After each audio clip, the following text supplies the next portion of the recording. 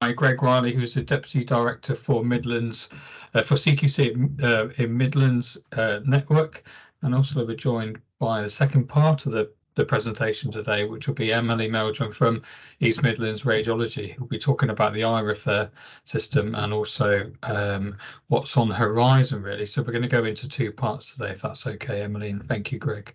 Without further ado, so we're going to record the session today. So for those who aren't able to attend, we'll put that in our e-update, which will go out on Wednesday.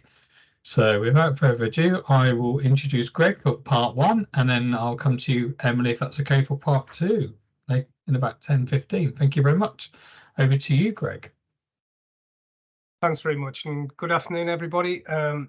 So as Stu's already said, I'm Greg Riley. I'm a Deputy Director of Operations in the Midlands Network of the Care Quality Commission. I've been in this position since the 9th of January, but I have been with CQC now for almost 11 years. Most of that, well, originally it was as a generalist within the CQC, then I moved into primary medical services for about 3 years and covered predominantly the Lincolnshire and Leicestershire area. Did have a brief stint in Derbyshire and Nottinghamshire as well, before the role became national. Before I moved into adult social care, and in adult social care as a manager, then became a head of inspection and now a deputy director. So Stu asked me to come along today to talk about changes in the CQC and sort of inspection activity and what the future of the CQC will be. Now, you might be pleased to know, you might not be pleased to know, I don't have an all singing, all dancing presentation for this. I'm just going to talk it through. The reason for that is it's evolving all of the time, so we don't have established presentations to share with external partners and agencies just yet, because it is a moving feast on a regular basis. What I thought I'd do first of all is to just talk about the recent changes that have happened in the CQC, which significantly changes how we operate and how we have operated for a number of years. So on the 3rd of April, we moved away from the directorates that you may all know. So historically, we've had the Primary Medical Services Directorate, hospitals, adult social care, and mental health. And we've operated completely separately from each other, with dedicated primary medical service teams, managers, heads of inspection, etc. Last year, we started to move towards an integrated model of integrated assessment and inspection teams, and they started on the 3rd of April. So as of now, we have brand new integrated assessment and inspection teams. And what that means is we're now within the operations directorate, and each of those teams is made up of specialists from each of the historical sectors. So each of the teams have adult social care, primary medical service, hospitals and mental health inspectors within those teams, and they are managed by an operations manager. So what that means in my area, which covers Lincolnshire, Nottinghamshire and Derbyshire, we now have 6 teams covering that area. 2 in each of the geographical areas. So we've got 2 teams covering Nottinghamshire and Nottingham City. So 2 teams within each of the ICS areas. Those teams, so for each area, we have 2 operations managers, and then we have variable numbers of inspectors from the different sectors. In my area, I'm quite fortunate. I do have more primary medical service staff than some of the other deputy director areas. So whereas hospital staff, I'm vastly under-resourced in terms of those, but we are recruiting all of the time. So what that means in terms of for yourselves, the change at this point should be minimal in terms of you still have PMS inspectors. They will always be PMS specialist inspectors going forward. They will never be a generalist. So even though we have these multi-skilled teams, they won't revert back to how the CQC used to be prior to 2014. When one inspector could be doing a GP practice one week, dentist the week after, then a care home the week after that. We will still have those specialists.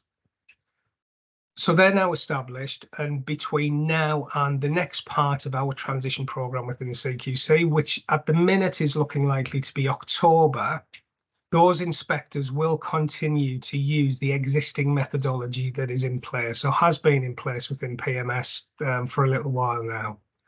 And that methodology will continue in terms of inspections that you may have had before, off-site assessments. They will carry on, or they will restart, I should say, following the winter pressures. They will restart, but it will be no different to any interaction that you've had with the CQC historically.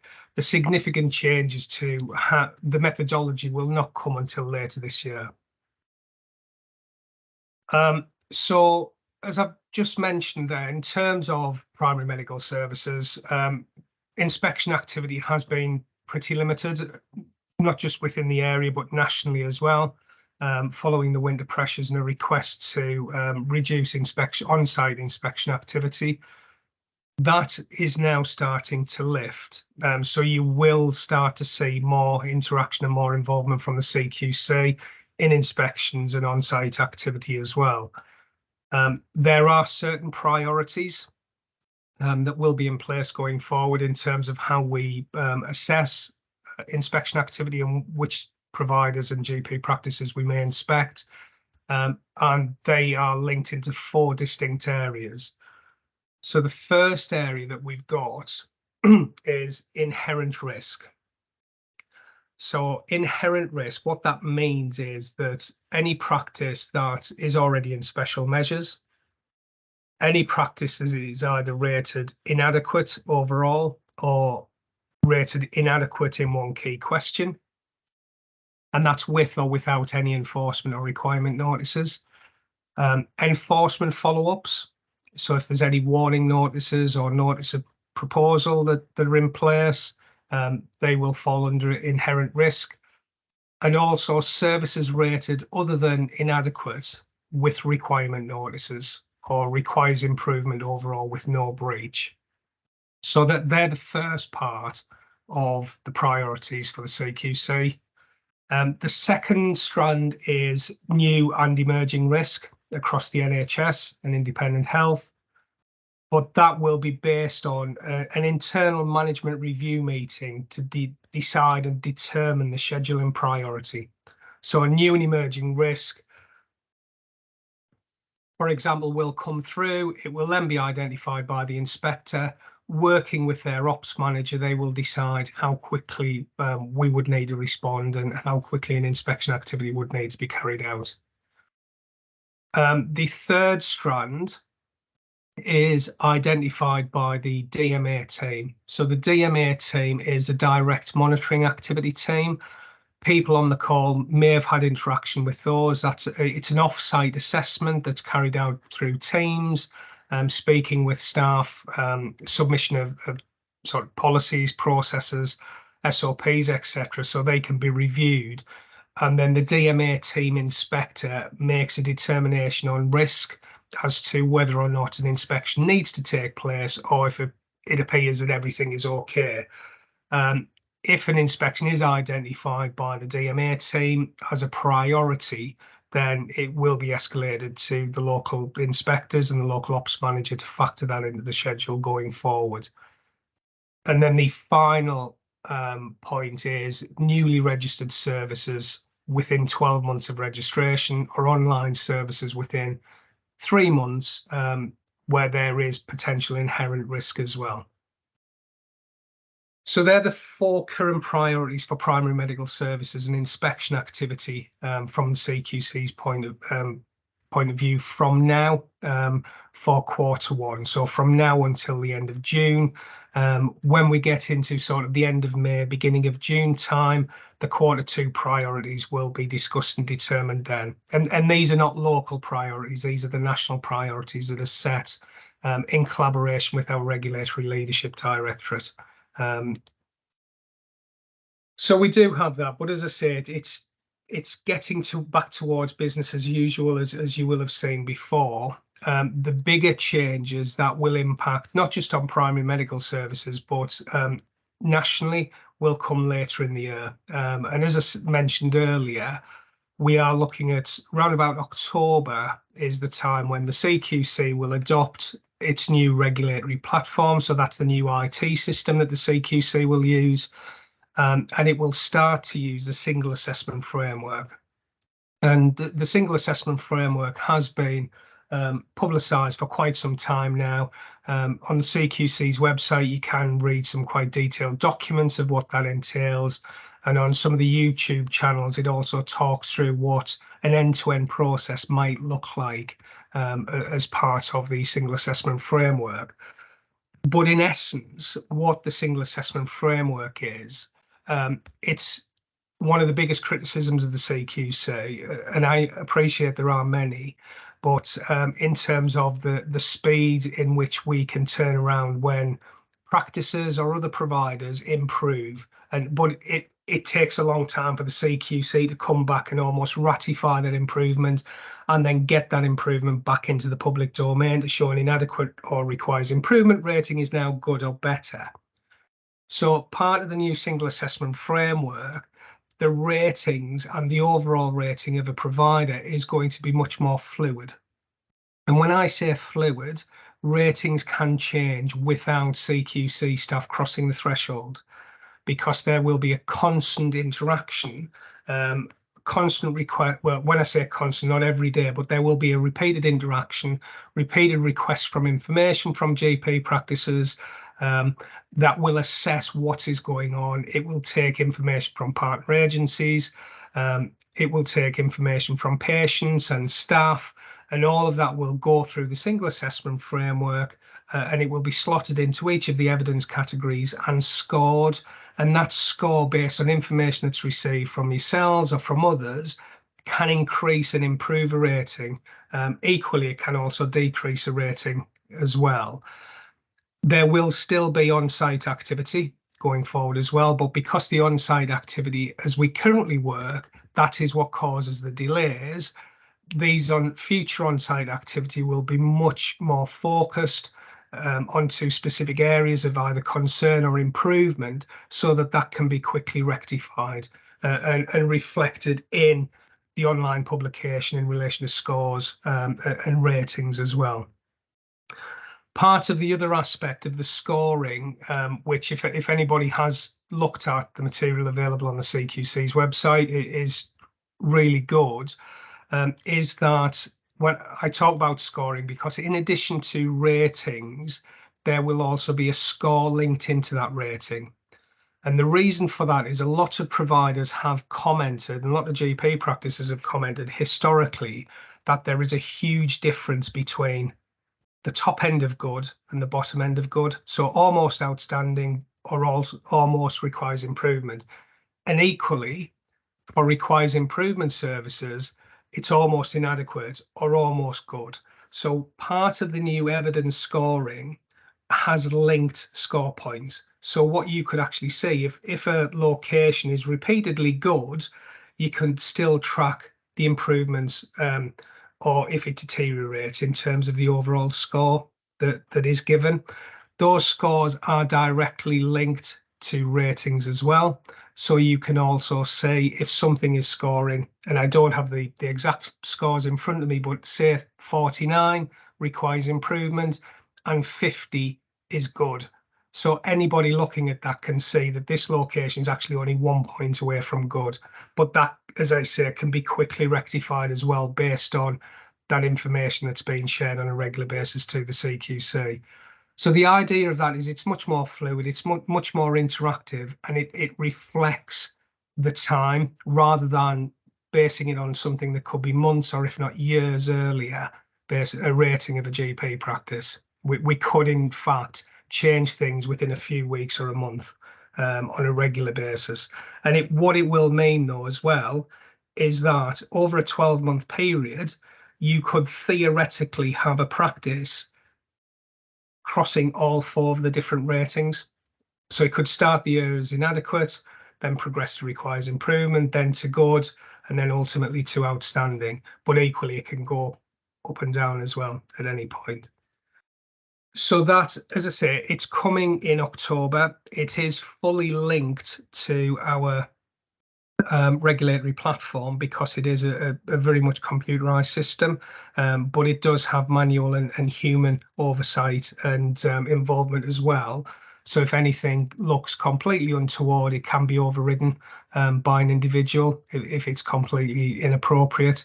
And that's going to be linked to all of the systems. So all of the streams of information that we have from partner agencies and members of the public through the website, it will feed directly into each of the providers and each of the locations and footprint on that system, so it could all be collated and used in a much more meaningful manner. So that's the idea of the next steps. Now, I've talked a lot there without taking breath. I don't know if anybody has any particular questions.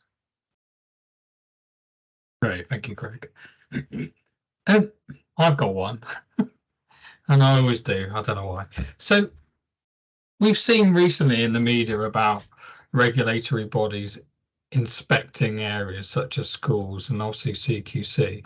I think the concern really from LMCs obviously is it would be great to have that assurance and to make sure that CQC are aware that obviously practices are under immense pressure right now, and to add an inspection at short notice causes a lot of anxiety, trauma, as well as workload.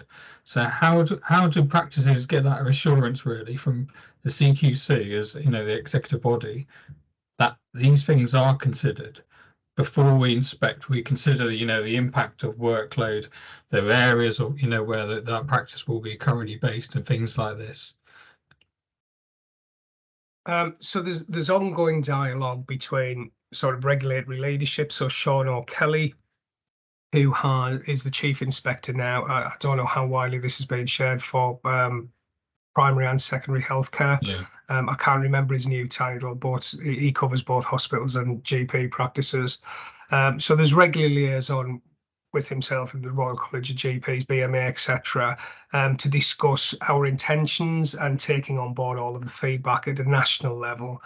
From a local level, what we need to do at a local level, and I don't just mean within Nottinghamshire, but across the Midlands, is look at how we can gather that information about local pressures better, so we can then feed them into those discussions further on, further up the chain.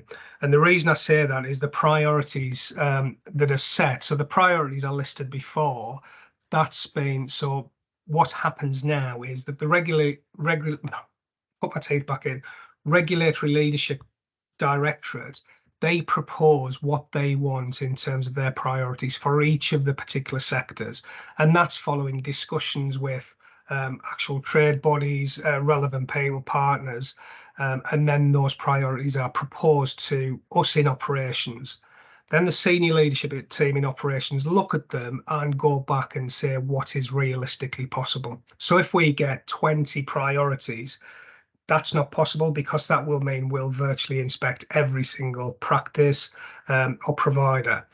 So there is that discussion. But as I say, if there's any ideas locally on how we can take into account local pressures, local impacts, because what is impacting in Nottinghamshire might not necessarily be impacting in Lincolnshire and Derbyshire. And if we can use that to feed that back into those considerations higher up, then we certainly will. I think that'd be really useful. And I know we've had a really good relationship with previous CQC inspectors to allow that kind of information sharing, and we appreciate that practices are under immense pressure right now. We've even been made aware there are practices out there who are potentially going to be inspected. And I think it gets to the point where that contractor will sit there and go, enough is enough. We've gone through COVID. I'm now being inspected, and I'm now going to be re-inspected, and it adds additional pressure to the point where we're worried now where practices will sit there and go, well, contractors, and hand back their contract. And we need to really make a conscious effort to make sure that those practices are protected, the contractors are protected. But we need really, and I'm pretty sure there needs to be kind of some sort of regulatory inspection as such, but I think it also needs to be the conscious decision and engagement with those practices to make sure, is it appropriate? can we try and work with those practices to make sure that the burden really isn't too heavy on those practices? Completely take that point, and just on that, I mean, in terms of the burden is, I mean, it has reduced from when I used to inspect PMS, because we didn't have that off-site capability then. So everything was done on site several years ago. We do always take that into account, but we also have to balance it against patient safety as well. And if we've got serious, and that's why we predominantly target what we class as quite high level risk.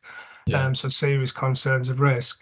The single assessment framework that I referred to before, that should have a significant impact on providers' time, GPs' time, because it'll be less onerous in terms of on-site activity. It'll be spread out over a course of a lengthy period of time, rather than having CQC coming in and give you a very short space of time to access the systems remotely, share a whole raft of information.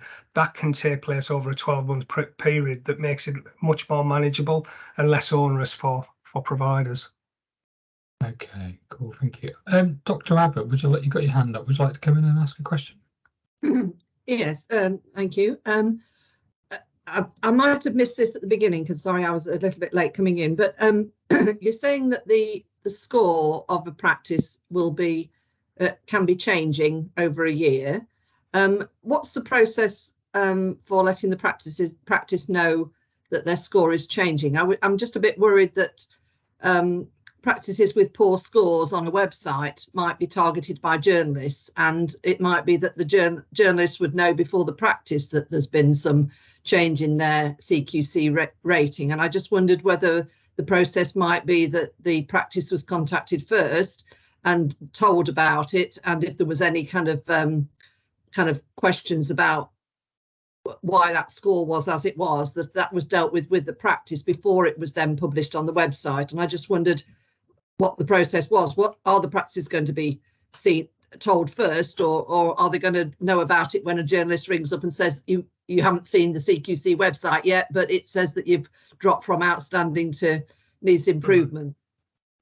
So the practices will be fully aware of that before it was published on the website. So any meaningful changes, so if it was an outstanding to good or worse, the practice will be fully aware in advance. What is still work in progress is the factual accuracy type process for the new system. So that is still work in progress, and they're working through that to see exactly how that will work when we move towards it. The only thing that practices won't be contacted about routinely is if, for example, so I mentioned the score before. So if your practice is rated good and scores 65, if that score changes to 63, you won't necessarily be contacted in advance of it changing, because it doesn't have a material impact on the overall rating of the service. However, that's today. In October, it might be a completely different process, but rest assured that there will be contact in advance of any significant changes on the website with practices directly. Okay, thank you. I mean, although the very short time that we're told of a physical visit is stressful, but also to be looking over your shoulder every day throughout the year is also stressful. So I've just we need to work out how that impact is reduced, really. It's not going to be a case of looking over your shoulder every day throughout the year. So what it will be is that it's much more fluid. So for example, if your practice was rated requires improvement, but you thought it had improved to good, you could then dictate that by sharing the information, the evidence with the CQC at the point where you think that will then be reviewed. There might be a conversation or a couple of interviews that's then ratified, and then the improvement is reflected. It wouldn't change if, for example, a patient contacted us to complain about the service that they received. That wouldn't then automatically change the rating overnight. That might trigger contact from the inspector or an assessor, because we will have different roles in the future, with yourself to go through that, to look at the evidence before any final decisions are made and uploaded. Okay. Thank you. Thank you. One thing that's in the chat, Greg, is about safer working. Obviously, the BMA, I don't know if you're aware of this, have put quite a lot of information out to practices in trying to encourage them to consider realigning their appointment slots to 15 minutes, look at patient contacts to maybe trying to have it as a more manageable approach to try and protect the staff. I don't know if you're aware of this. So I think we are just conscious. I think my question would be, with the consideration of this for practices, how will CQC then look at this to go, you know, we've had a reduced amount of patient appointments available for practices, or for patients, sorry, and then you get more increased patient noise and concerns. So whilst practices may be looking at safer work in order to try and protect their staff and, you know, deliver the service, there may be an increase in patient noise in terms of, you know, access. So will that as a potential trigger, you know, CQC to, you know, to engage with the practice to then maybe look at inspecting? Because we've seen that recently in terms of access, whereas patient noise and concerns have been escalated, and it is maybe potentially triggered a, you know, CQC inspection. Yeah, I mean, certainly patient noise could trigger interaction with yourselves, but ultimately what the CQC look at is the safety of patients as well. Yeah. So, I mean, from my experience of PMS, 15 minutes, and I'm not aware of this, I'll be perfectly honest, I don't know everything yet. Give me another week or so to get there, because I've been out of PMS a little while. But one of the biggest criticisms when I was involved is the shorter consultation times. I think, I don't know if it was 10 or 12 minutes then, but 15 minutes certainly sounds better. We would take it on board. An inspection wouldn't necessarily be triggered just by that, because if, for example, that call is put in to say we've had X number of patients contact us about this, what's your view? There's the opportunity for that response to be put in and the evidence to support that, to say, well, actually, this is our patient list, these are the consultation times, this is why we're doing it, and that will then be taken on board. Okay, fantastic. Can I just come in that point as well? So, Greg, we can have another conversation perhaps offline about this, because we meet on a monthly basis with the local inspectors for CQC to discuss safe working, and what we're really looking for is CQC's support with this, because the changes that general practice are putting in is to safeguard themselves and patients. So to be able to, the message is to be able to continue to provide safe care, we have to change the way that we work. We know that we don't have enough GPs in general practice in Nottinghamshire. We know that the demand is kind of ever increasing and our workforce isn't. So the reason that we're doing this is to sort of safeguard our GPs as well as our patients. We're doing a launch event at the end of this month, and obviously we've got our next meeting with CQC after, and it's just to cite you really on this. We'll take it offline, but we'll be doing a kind of local campaign that practices have. So the message really is that it's not an individual practice issue in terms of access, it's a system problem, in that in fact we just don't have enough GPs for the number of patients that need appointments. So we would be extremely disappointed if practices saw an increase in access and it triggered a CQC inspection, because it will be a system problem that comes up. So yeah, I'd really welcome your support with that, and we can sort of discuss further about the campaign, and happy to share anything that we're working on, because it will be all practices that are given the same message by us as the LMC to support them in the safe working and implementing it.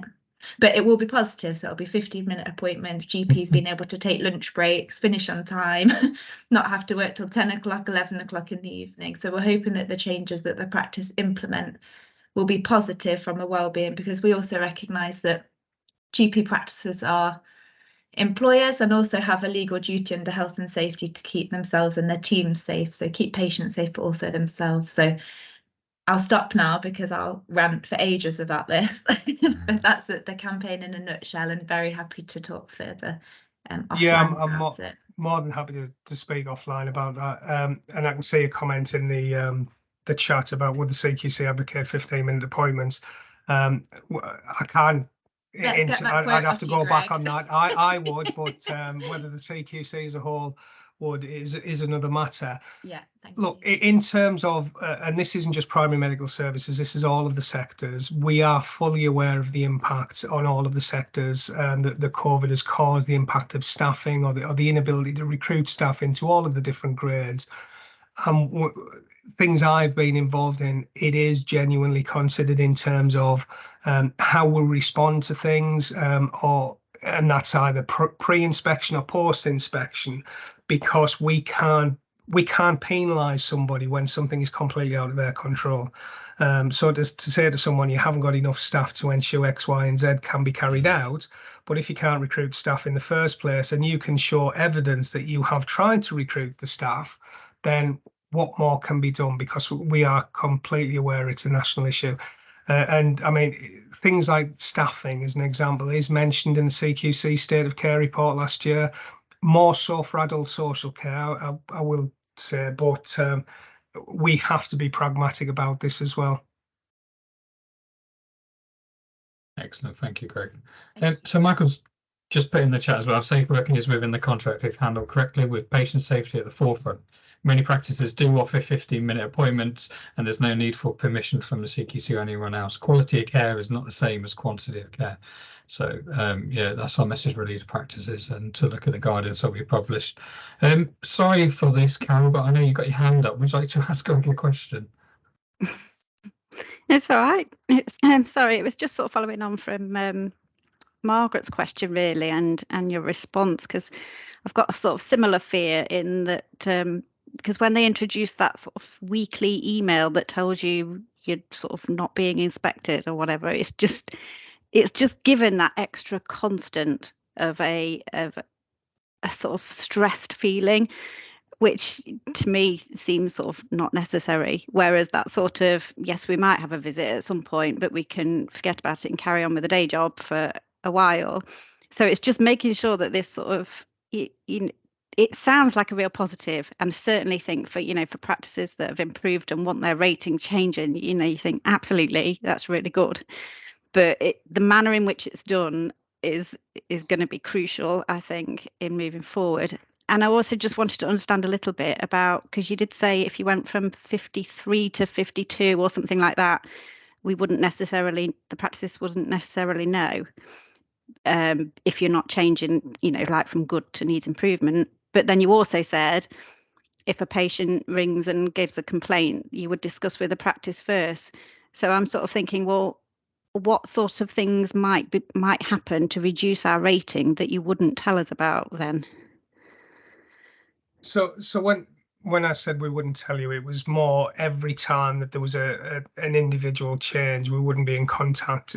We might have already been in contact to speak about the matter with you, but then you could theoretically change every single day over a course of a month.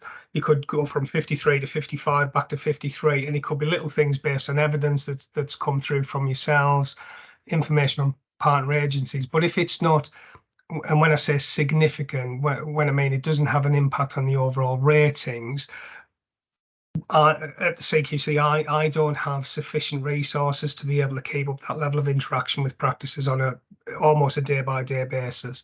So the substantial things will be discussed to see what the impact is. But when a score from, I can't give you the exact maths behind it because I don't know it, but a score might be so simple that it could be there's I don't know, there's been 10 formal complaints and in the previous 12 months there's only been 8, and that might just tip it from 55 to 54 because of the increase in complaints. Because some of the scoring it's an algorithm that's built into a computer system. That's why I was saying as well earlier that there is human interaction and human oversight of it as well. But equally, it could be that your scores change by the algorithm without necessarily the inspector or the assessor having the full awareness that it's been changed overnight. But as I say, for any assurance, if there's significant changes that would have a direct impact, they would all be discussed prior to any publication. I don't know what the current system is, so I know the monthly email that you're referring to now saying, based on the information that we've received, we don't have any reason to change our rating.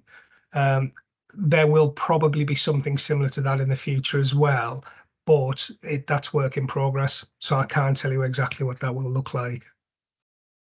Okay. I must say algorithms concern me massively, you know, because I just sort of think, well, one year we could have 3 complaints, but we upheld them all, and the next year we can have 23, but we didn't uphold any of them, you know, and how is the computer really seeing the nitty gritty? And I just find it very hard to sort of see how practices can be going up and down that much with a computer system. You know, I completely get the sort of inadequate practice, putting loads of effort in, making changes and being moved up to a good practice completely appropriately, you know, moving up 53, 52, 51, 53, 52, 54, 51, you know, that I don't get. And yeah. I worry about that, because that smacks of algorithms to me rather than of this is what the practice quality is. Well, I can certainly feed that you know, it's not, you've got to try these things, absolutely, and it's not, you know, it's you're responding on what people need and have created this for that, and you know, I think that's great and appreciate that, but it's just a concern, and I think we just need to be mindful, like everyone's been saying, about the pressure on practices. Yeah. and it does still feel like a little bit of a constant looking over your shoulder type thing that Margaret was referring to. That I know you said it's not that, but actually if your figures are changing, or potentially on a regular basis, I think it will feel like that, whether we want it to or not. But so that it is just some thoughts, really. But I'll feed back on the fluctuations to the regulatory platform team to see if I can get some more specific and detailed information around that, on what the current thought process is, and I can share it through Stu to disseminate to people here. I mean, perfect. It'd also be good to see anything if this has been trialed already with practices, whether there must be some test cases with this algorithm to make sure it's fit for purpose and ready for implementation. Not yet, no. So the idea is that when we adopt it, so that will start later this year. So the system is being fully built. So we were hoping to have it launched in April. As with most IT systems, they're never really delivered on time, so it's been pushed back. So there have been it has been widened out to external providers across all of the sectors, but I don't know to what extent. The last I heard, the testing had been on very small providers, such as hospices, who'd been involved with that in terms of testing it. And then the idea was it would roll out to larger providers and in other sectors to do that more detailed testing of it. It wouldn't launch without a proper test. It's not going to be launched and then we test it as we're inspecting or as part of that process. But again, that's something else I can ask and share with you if there's any involvement that your practices could volunteer to take part in if they like. Okay, thank you very much. There's also a question in the chat from Helen Davies, as one of our practice managers within the city, really, in a very deprived area. So does the algorithm take health inequalities into account? It does.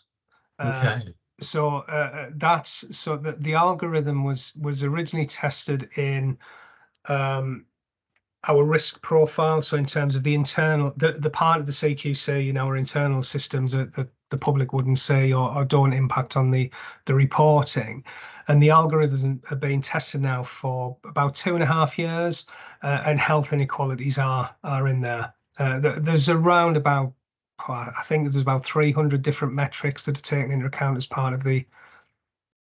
I can't answer that question if it makes it worse or better. Unfortunately, I couldn't answer that. Again, I can ask that question and see if I can get a response and feed that back.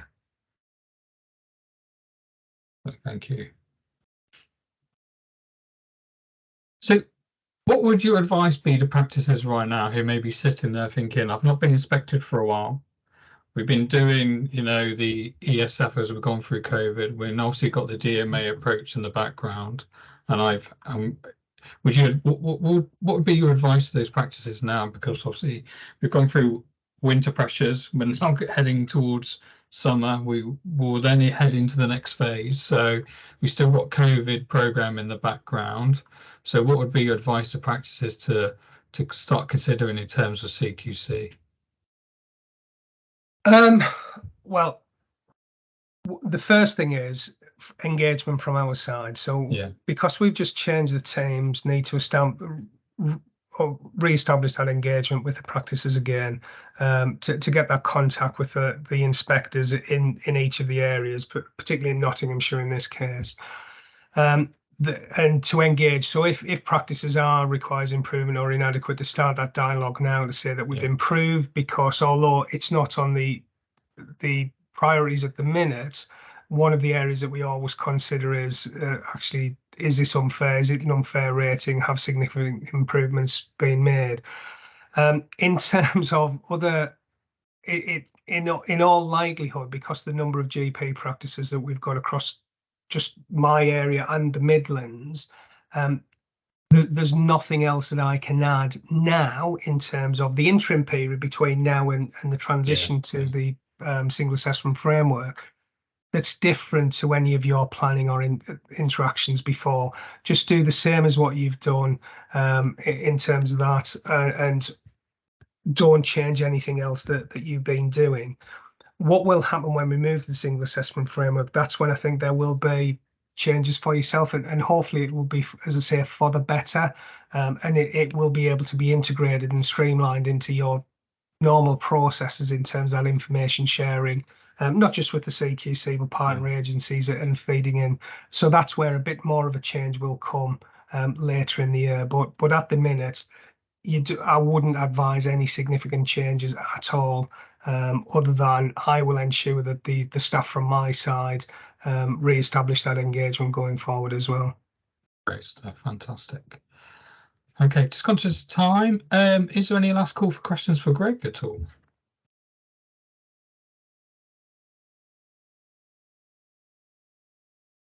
No.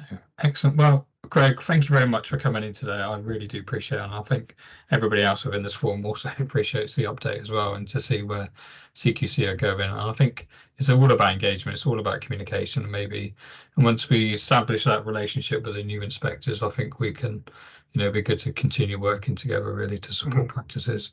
But once again, thank you very much for your time today. I'll be in contact. I'll send over some information about the safe working guidance that's coming out from the BMA for you to share if need be. And hopefully, well, maybe one day we'll see each other soon. But thank you for your time again. Sure we will. But thanks very much, everybody. Thanks for the invite. Thank you, Greg. Cheers, then. Bye-bye. Take care. Okay, excellent. Apologies, Emily, and thank you for your patience. It's lovely to see you. I know it's been a busy time. So Emily's part two will give us a bit of an update, really, in terms of the iRefer service. And yeah, over to you, Emily. Thank you. Yeah, so I'm Emily Meldrum. I've taken over from Phil Vale. That I came to this meeting, I think it was back in February, and we talked about the fact that we were working with Sherwood Forest Hospitals Trust on the rollout of iRefer for ultrasounds. So I know you're already live with iRefer for plain film, and this is about rolling out for those additional modalities. So Sherwood Forest Hospitals, what they wanted to look at ultrasound next. So we've been working with the team on trying to get the guidelines ready. I don't have a go live date for you just yet. You got a question, Stuart? Sorry, Emily. Just to let you know that we're still recording. So are you happy for the recording to still continue? For those who are unable to attend, that'd be fantastic. Yes, of Hi, course. Barbara. Sorry, I'll keep quiet.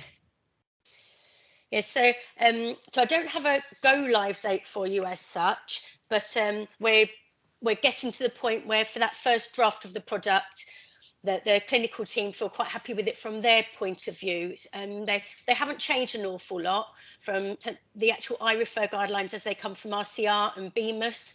They're pretty much as they were. Only a few tweaks have been made, because the plan is that when we do go live with it, to use those initial few weeks to really use the analytics that come back and make any tweaks based on that. I know that the last time we spoke to you, there were lots of the GPs within this group that were very keen to have their voices heard. Spoke to the team at Sherwood Forest Hospitals about that, and they're keen to hear when we go live with it, any input that you can have from your use of it, and we'll directly feed in, because the 6 weeks that we have after going live is the time when any tweaks, any changes can be made then. So we really don't want you to think of it as being the final product when we go live. That's when we'll be looking at any areas of concern from your end or from the trust end as well. So that was the first thing I wanted to say. Thank you. Just let me have a look down here. So, I mean, I have got, I can show you very briefly what the analytics screens look like at the moment, because we've got them live coming through for plain film at the moment, just so you can have a quick look at how it looks from our end. So let me know when you can see that. Yep, we can see that. Yes, so at the moment it's only live for plain film for SFH. So this is literally what's come through in the past 30 days. So you can see that 93% of what's coming through at the moment now is green. That means they're highly scored. The things that GPs are asking for is coming through as highly scored, and they're going through. And actually optimal breakdown, if you have a look at their confirmed 91% of those green ones, you actually, it's just confirming that what GPs are asking for, the iRefer guidelines is confirming that that's the most appropriate. So these are just for plain film. When we go live with ultrasound, this can all be filtered for whichever modality, so we can really look, and we can look at each week what's coming through and start to break down if there are what the iRefer guidelines call suboptimal. Is there any area there that we need to look into more? Do the guidelines need changing? Is anything unclear? And it can be really, really broken down to even, you know, different parts of the body. I'm not a clinician, so you'll all be experts on this. But so this is from the trust point of view, the data that we'll be analysing. Has anybody got any questions on that part? Dr. Calibut has put something in the chat. Please, lots of pleases, give us some lead in time for the exact date to go live. Suddenly springing this on us as per x-rays is not helpful. I completely agree. Yeah. I've been, like I said, we're at pace to try and get a go live date, and as soon as I have a date, I will let you know. But I wanted to let you know it's hopefully not going to be too much longer, because on the clinical side, the basic guidelines we've got are there. So it's more the trust. We're waiting for the trust's approval, and then it will be time to actually start looking at how it's working. And it's very easy to work with MedCurrent, the suppliers. They can go in and straight away they can make any changes. So what comes out to you when it does go live, when it is switched on, it's not the final product. It can, you know, we can look at it for everybody that's using it, and so it works obviously for the trust at the other end when they get your request through. Great stuff, Emily. Thank you. Dr. Mary Abbott's got a hand up. Sorry, Margaret Abbott. Sorry. Hi, Margaret. Hi. So those donut ring diagrams, that's the appropriateness of the request, is it? Is that, I didn't quite. Yes, it directly refers to, you know, the RCR guidelines, the iRefer guidelines, which you'd refer to at the moment. All the iRefer tool does is it takes those guidelines and it puts it into a decision support tool to guide you, like you do for your plain film. So it's just the appropriateness as relates to those guidelines. So if you thought that none of those kind of tick boxes on the iRefer applied, and you just ticked one of them because you thought, well, I think they need it, is that kind of like the analytics that you've just done? Is it by somebody afterwards, or is it just based on those tick boxes? Well, when it goes through to the trust, I mean, they will know when your request goes through to the trust if you've chosen something that isn't regarded as optimal by iRefer. But obviously, you'll have your clinical reasons in there.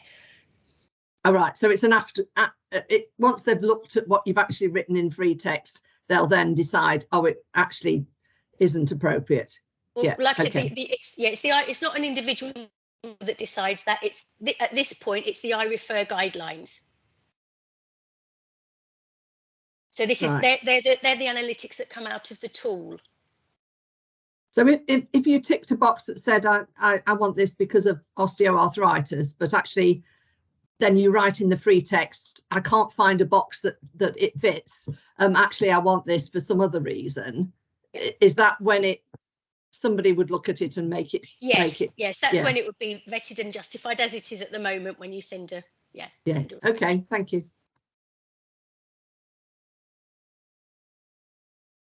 Any other questions? No more questions, Emily. Right, so I mean, I'm wondering whether the best thing now would be, as soon as I get a date, to come back to you. And then I wasn't sure whether the best way to sort of feedback through when we have those analytic sessions is through this forum, maybe as a bit of an AOB session, or whether if there are any GPs that are particularly interested in providing some feedback when they go live, if they want to get in contact with me. I'm not sure what's the best way to do that. Yeah, we can say, I think this will be a great forum to feedback to GPs. We'll put it in our newsletter to try and encourage more attendees from, from general practice in terms of GP wise. But I think we can also share that information out to them. So any analytics you want to discuss, please feel free to, keep in contact, Emily. I think communication. No, I completely agree. Yeah. It's not about location. It's communication. So please use us, and obviously we can then disseminate that out as much as possible.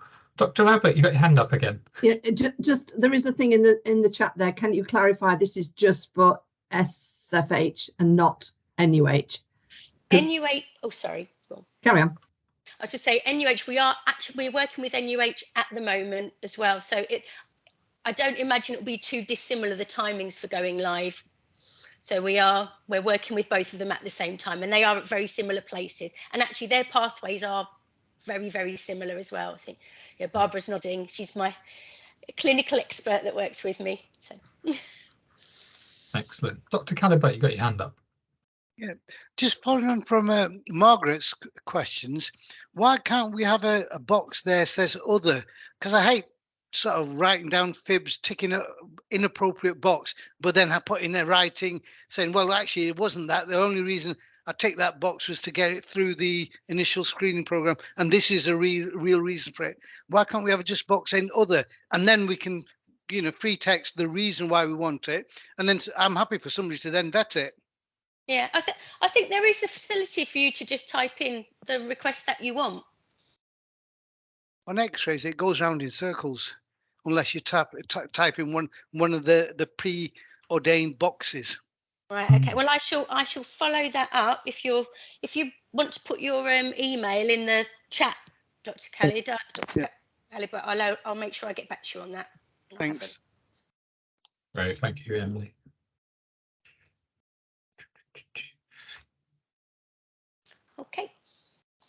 Okay. Any more questions for Emily or Barbara at all?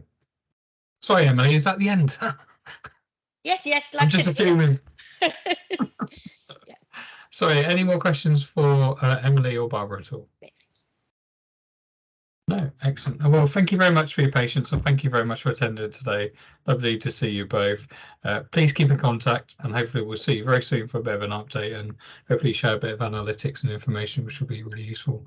But we will see you all soon. But until the meantime, next week we are going to be joined by Joe Learn from the ICB, and we'll also be joined by Nick Hunter from the LPC, who will be talking about dosset boxes and an update about community pharmacy. So until then, have a lovely week, stay safe, and thank you very much for joining today's Practice Weekly Briefing. Thank you very much. Thanks, bye. Goodbye.